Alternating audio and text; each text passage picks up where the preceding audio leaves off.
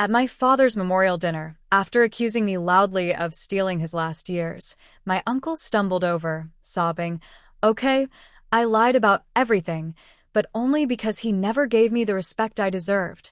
He collapsed into his chair, thinking victimhood would save him. Instead, I pulled out a folder of signed witness statements from nurses, neighbors, and Dad's lawyer, detailing how my uncle had tried to force Dad into changing his will while he was dying. He was sued for elder abuse. And within months, he lost his job, his home, and his reputation forever. My name's Chris. I'm 39 now. This happened in Bakersfield, California, just last year. My dad died from pancreatic cancer after fighting it for a little over a year. He was only 68. He and I had gotten close again in the last few years of his life, which I didn't expect. We'd had a rough patch after my mom passed, but we found our way back. I was his only kid, and after he got sick, I was there almost every day.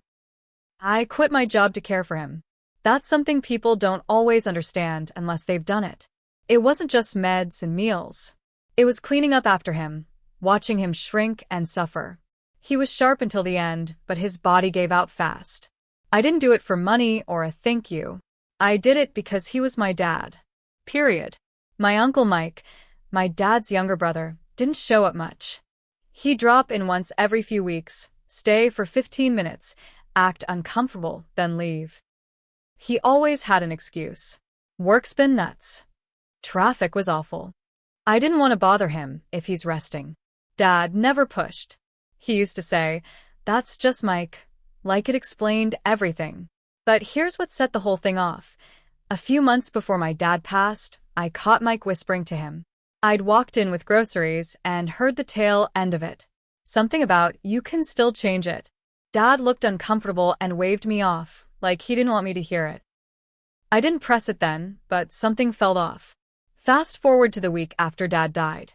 We had a memorial dinner at this small Italian place Dad used to love. It was meant to be family only, maybe 20 people. Quiet, respectful.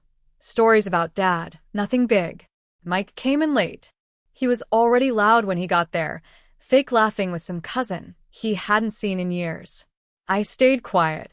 I just wanted the night to be about Dad. But about halfway through dinner, Mike clinked his fork on his wine glass and stood up like he was going to give a toast. Instead, he exploded. "I just need to say this," he started, glass in hand, face red. "I've kept quiet long enough. But I can't anymore. Chris stole my brother's last years from me." Everyone went dead silent. I stared at him, mouth half open. He kept me away, controlled every visit, made sure I couldn't have time alone with him. And now he's got everything. The house, the bank accounts, the car. All of it. He cut me out. People shifted in their chairs. My cousin Melissa whispered something to her husband. My aunt stared at her plate. I didn't say a word. Mike's face crumpled like he was building up to tears. He stumbled slightly, caught himself on the chair behind him, and sat down hard. "Okay," he said, voice cracking. "I lied about some things, but only because he never gave me the respect I deserved. I was his brother." I let him sit in that silence for a beat. Then I pulled the folder out from under my coat. "I figured you'd pull something like this," I said, calm as I could manage. "So, I brought this with me." He looked up, confused. "This," I said, holding it up, "is a set of signed statements from Dad's hospice nurses, his neighbors, and even his lawyer, about how you came to the house, more than once, and tried to get him to change his will. Tried to make him sign things when he could barely hold a pen."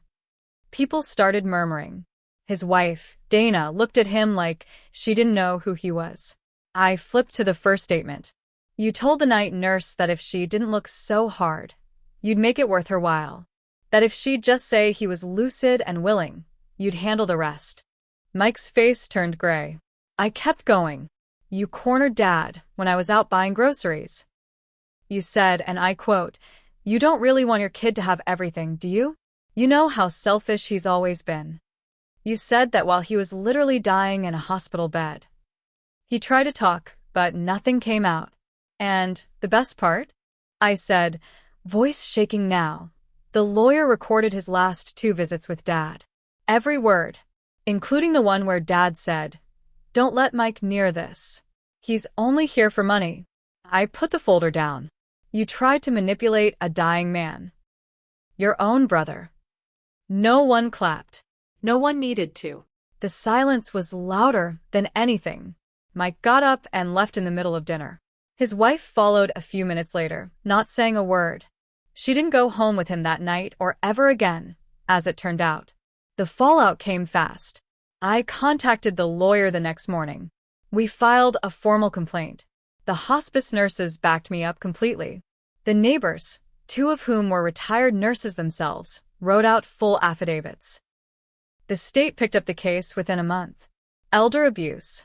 Mike lost his job at the insurance firm he'd been at for 15 years. Word got around fast.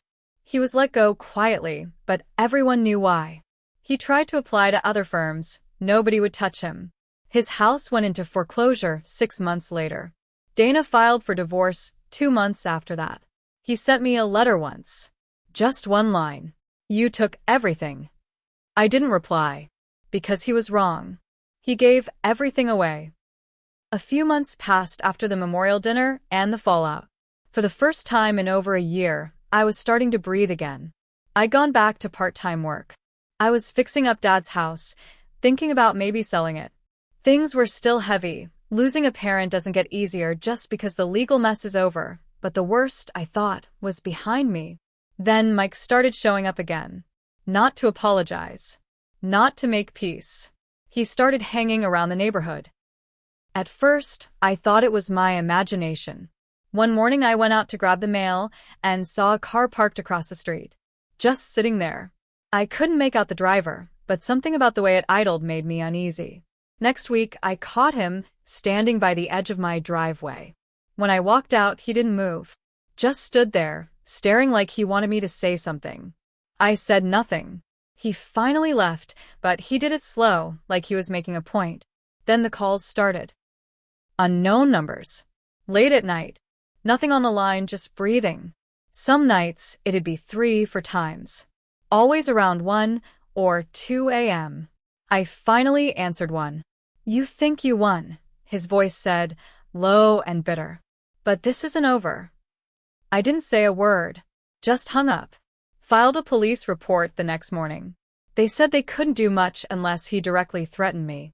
They told me to keep a log of everything. So I did. 2 weeks later, my car got keyed. Deep, long scratches along the side.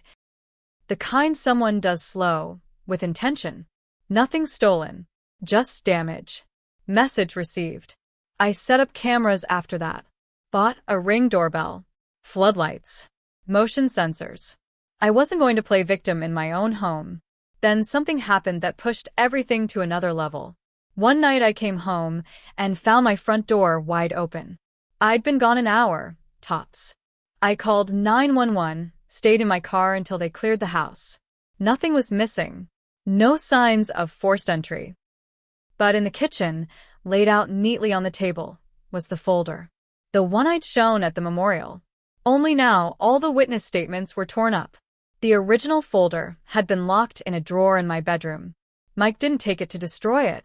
He just wanted me to know he'd been inside. Police upgraded it to an active case. They dusted for prints, checked the cameras. But whoever did it wore gloves and stayed out of sight. They suspected Mike, obviously, but he didn't leave evidence. He was careful. I couldn't prove it was him. But I knew. I moved the originals to a safety deposit box. Changed the locks. Put extra cameras inside the house. I even started carrying a small knife when I took out the trash. I hated that I felt that way, like I was being hunted in my own home, but that's exactly how he wanted me to feel. Then one night I got an email. No name. Just a burner Gmail. Subject: "You think you're safe?" The body of the message was a single photo. It was a shot of me in my backyard, watering the grass. From behind. Taken from a distance. I didn't recognize the angle. Maybe from one of the neighbors' yards, or through a gap in the fence. I didn't sleep that night. I printed the photo, added it to the file. Cops opened a stalking investigation. Still no solid evidence. linking it to Mike. I knew what he was doing. He couldn't take anything from me legally, so he tried to break me down mentally. Slowly. Like water wearing down stone. But he underestimated me again. He thought I'd just take it. I wasn't just sitting still anymore. I started documenting everything, dates, times, exact words, what I saw, what I felt. I had a small notebook I carried everywhere. Even if nothing came of it legally, I wasn't going to let him erase what was happening. But I also started asking around. Quietly. Mike had no job now, no house, and no marriage. But he still had one thing, his pride. And that meant he was out there trying to rebuild his image. I found out through a cousin that he was staying with an old friend in Oildale and trying to start some kind of consulting business. Financial advising. The irony almost made me laugh. Who's going to trust this guy with money? But then, I got a call from my dad's old neighbor, Mr. Keller. He was in his 70s, always sharp, always watching the street. He called me one morning and said, "I saw Mike talking to Mrs.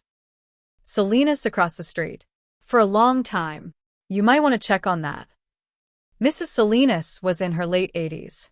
Lived alone since her husband passed. She had memory problems. I'd seen her forget her own trash day more than once. My heart sank. I walked over and knocked on her door. She answered slow, confused, but let me in when I said who I was. Asked if she'd talked to Mike lately. "Oh, yes," she smiled. "He's such a nice man." Said, "He was working with your father's estate. Told me he could help organize my bills." I felt my whole body go cold. He was using his connection to my dad, the same dad he tried to manipulate on his deathbed to scam vulnerable neighbors. Elder fraud. I didn't say anything to her right then. I didn't want to scare her, but I asked if I could see what he gave her. She handed me a flyer, printed at home, no company name, just his personal Gmail and a fake-sounding business name, Secure Legacy Advisors. I took it home, took photos, filed a second report. Then I made a plan. I called a friend of mine from high school, Josh, who works IT and knows how to legally record calls. We set up a sting. Josh's mom, Rachel, agreed to act like a potential client. She called Mike pretending to be confused about her finances, told him she just inherited money from a sibling and needed help. Mike jumped at it. Said he could come by her place and handle the paperwork personally. We got the whole thing on tape. Mike telling her she didn't need to bother with a lawyer, that he could take care of her assets, and even saying, "All I need is your signature and a copy of your ID." The next day, we turned the recording in. The cops were interested this time. They opened a new case. Fraud, possible identity theft, impersonating a legal advisor. And with Rachel willing to testify, and me backing it with months of notes, photos, and the break-in evidence, they had enough to pull him in for questioning. But Mike didn't go quietly. When he heard the police were building a new case, he snapped. He came to my house. Not subtle. Not at night.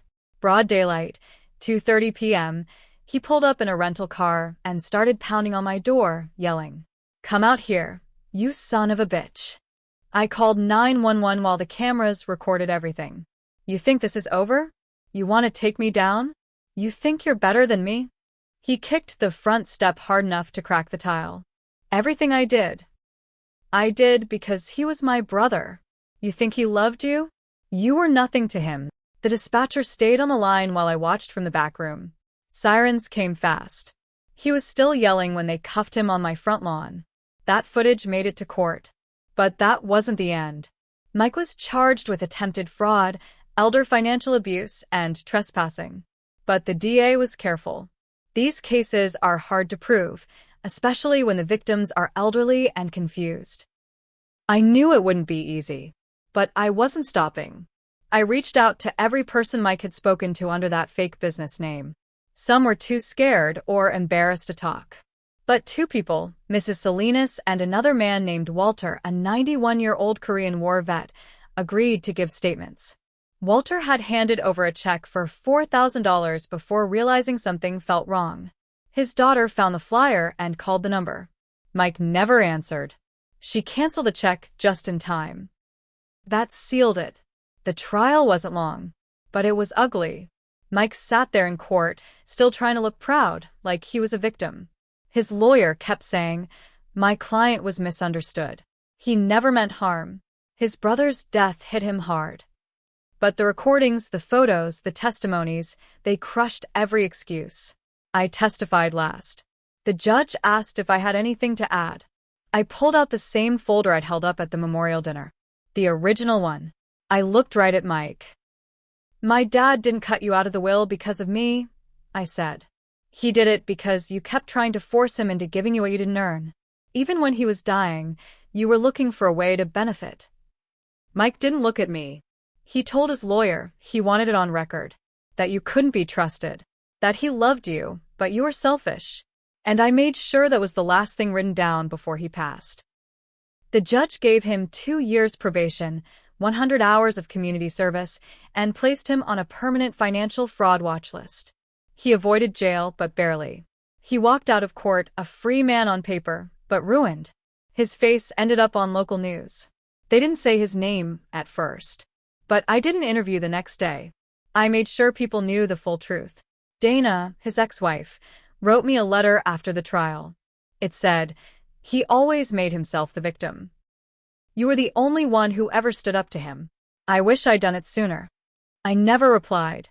I heard through the grapevine Mike moved out of state. Somewhere cheap, far from California. I don't know where. I don't care. His name is dirt here. His reputation, the thing he thought he could rebuild, is gone. As for me, I still live in Dad's house. It's quieter now, safer. I keep the cameras up, not because I think Mike will come back, but because I know what it's like to live under someone's shadow. And I never will again. I don't feel proud of how far it went. I didn't want to destroy him, but I wasn't going to let him destroy me either. And in the end, he did the rest of the damage all by himself.